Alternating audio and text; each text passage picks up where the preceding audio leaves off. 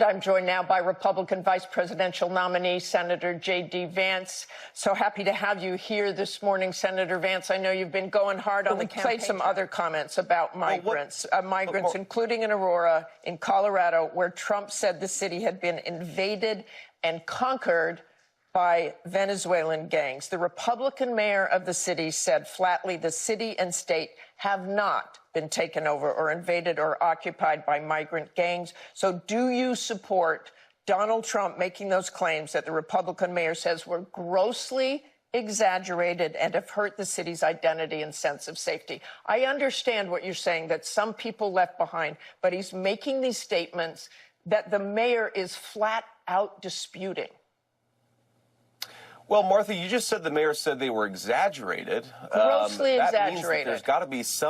That means there's got to be some element of truth here. And of course, President Trump was actually in Aurora, Colorado, talking to people on the ground. And what we're hearing, of course, Martha, is that people are terrified by what has happened with some of these Venezuelan gangs. Senator Vance, I'm going to stop you because I know exactly what happened. Martha. I'm going to stop you. The incidents were limited to a handful of apartment complexes, and the mayor said our dedicated police officers have acted on those concerns. A handful of problems.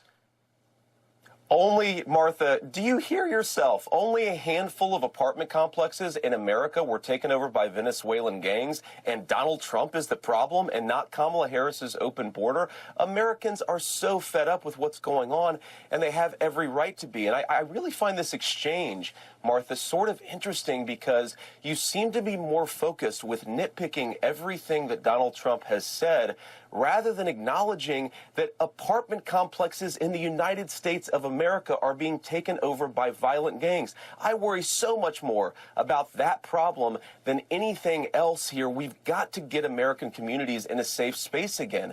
And unfortunately, when you let people in by the millions, most of whom are unvetted, most of whom you don't know who they really are, you're going to have problems like this. Kamala Harris, 94 executive orders that undid Donald Trump's successful border policies. We knew this stuff would happen.